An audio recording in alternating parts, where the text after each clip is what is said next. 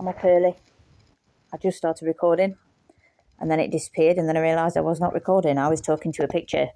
I've been up since 3. You can tell already. So I've done one panel, spiral stitch, left raw edges.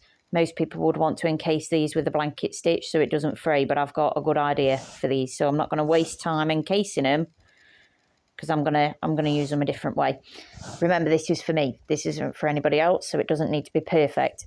Now, being as this is weave, I need to stretch it out and make it decent, okay? So that over there is also weave, but that one didn't have these bars.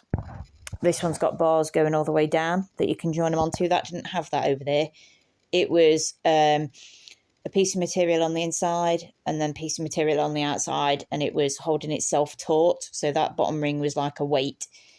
That was very difficult to work with when it came to redoing it. So I had to put the pleats, the frills in different places. I had to hang it. It's currently wonky because it's up against the wall. But what you do is you hang it. You don't join it on straight away. You just pin it. You let it hang. It's going to stretch because of the weight of the ring. And then it'll hang all different ways. And then you want to reposition it and hang it again until all the stretch is stretched. And then you've got it even all the way around to be able to join it. That one's made of 3 panels. I just measured the top ring, measured the bottom ring, split it into thirds, and then I've got my basic shape. Sewed it all together and then gathered, as you can see, which made it really nice and easy. This one, I have these to work with, which is really good. So it's just a case of spiral stitch, nothing special. I'm doing it quite close together because it's weave and it's loose. Can you see it fraying? I will be going over each one twice every time I add a new panel. So this has already got a row of spiral stitch underneath to join this one on. I'm now going to go over it all the way around. So that's going to really secure it on. As I work, I take my pins out. So as I work along, I'm able to pull it with my fingers and just make sure it's in the right place and get it tight. I go all the way around. Eventually, I will have a raw edge on top and a raw edge underneath. And if I have worked this right, what I'll be able to do is fold that over and use a bit of E6000 along the metal just to secure it. And then I can put a thin bit of ribbon down there, and I'm pinning myself already, and I will be able to do the same on this side. So I will be able to fold this over that way. It's hard to show you because I'm still got my pins in, but I'll be able to fold it up. You put little slits in this because it's curved. It's hard to fold, so I'll be able to fold it up to keep a nice clean edge, or under like that, and do the same thing. And this is how you encase all your edges. So I'm doing it the quick way, which is not doing a blanket stitch. Usually you do a blanket stitch. That's the original blanket stitch on the fabric to encase its edges. I'm not doing that. It's for me anyway, so it doesn't matter. I'm using the trim that's left over from the curtain, and I will be sewing that on. So once all the edges have been stuck down with E6000, I then sew all my nice trim on and put some nice champagne type plain ribbon. I'm not one for, I like patterns, I like texture, but I'm not one for like super, and I know this sounds strange because I've got crap everywhere, but not garish. Like, I like cottage stuff, but I like natural. Obviously, I've got plants everywhere. I clearly like natural, right? So I don't want gems and crystals and all this frill, and I am not that girl. I'm partial to a nature print. I'm partial to a bit of ribbon. I'm partial to a bit of trim, but it's all pretty natural, plain, simple stuff, if you know what I mean. Yeah, so that's where we're at. I'm on the second panel. I'm just working my way around, and then I can do all the finicky little nice bits.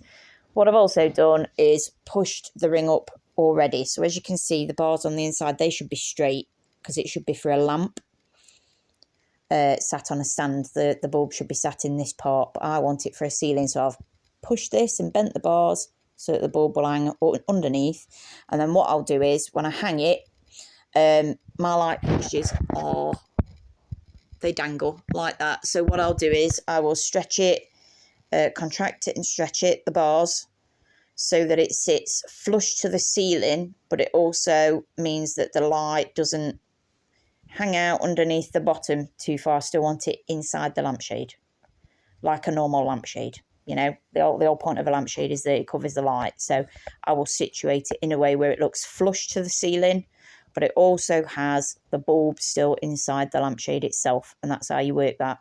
So that's what you get so far, working with leftover fabric from curtains that you bought too big on purpose, because when you buy fabric, make sure curtains, blankets, everything, clothes, anything that you augment, you save all the offcuts. That's the whole reason of getting it bigger, because it's cheaper and you get all that extra fabric to use for other stuff.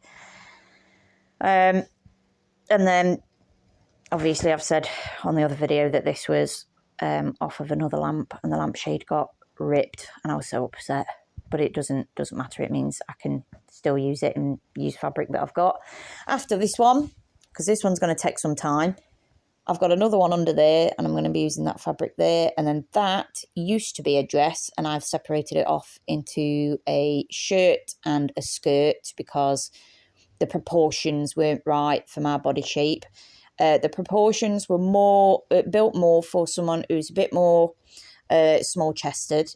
It had an 1830s silhouette, so the top half was really small compared to the bottom half. That's not my proportions. I've got a large chest, I've got large backside, large hips, and tiny waist. And I'm also quite big on my shoulders. I used to do swimming and dancing and stuff when I was younger, so I'm still, and I do a lot of heavy lifting now, but I'm prone to being quite a built woman alongside being fat. So I need to adjust it for that. My shape is not 1830s. 1830s tend to have these tiny little balconette strips like this that encase your boobs, and you either have very small chests, which looks very flattering, and then the rest of it just hangs nicely. 1830s attire. When you look at, is it, oh, I can't think now, it's the opening to films, is it Paramount Pictures? The model stood there holding the torch. It usually has a Pegasus, or it's got the lady. Paramount, perfect example of what 1830s dress looks like. It's got a very small, thin top, and then the rest of it just drapes down. It looks a bit like a nightie. But back in the day, you either had very small chests and it was very flattering and you'd have a lot of your chest plate out, or you was well endowed and your lovely jubblies would be half hanging out, basically, and that was flattering for the time of the day, time of the year in history and what have you. That does not work for me. I need things to be where they need to be, right? I've got stuff to do. You know, I can't be having things fall out the pockets, right? That's the only way I'm going to put it. It's really hard to talk about this. You need to talk about it. My shape is more along the lines of 1900s Edwardian. I've naturally got the silhouette that would be looked for, sought for in that time. So tiny waist, chest that comes out a bit more, hips that come out a bit more, bum that comes out a bit more. I've always known what shape I am, and I'm good at fixing things. This is a really nice pattern. It's very 1950s. Again, 1950s doesn't really suit me, so I need to adjust it to fit. So I made it into a top and a skirt. It's drawstring, which doesn't work for my shape, so I've got to add elastic into it just to get things into the right place to make it fit right. I've waffled enough. It's 10 minutes long. I've got 3 projects that I've got to work through and get done and get out of the way. Will I get them all done today? Not a chance. The aim is to get at least this done. This is going to take a day. Easily, alongside washing pots, doing clothes washing, and I've got to submit some paperwork because that's going to take months to get sorted, and I need that moving. So yeah, that's where we're at. I'm in my little mushroom slippers. Mouse is doing great. It's going to be a cold one today. It's not nice at all. But yeah, that's where we're at. That's what we're doing. I'll show you when I've got the whole thing on and I've started sticking things down with E6000 and putting trim on and stuff, then I will be able to show you a little bit better where we're at and show you the final touches. Not only does Stevie knit, Stevie plants, Stevie builds, Stevie sews, Stevie fixes,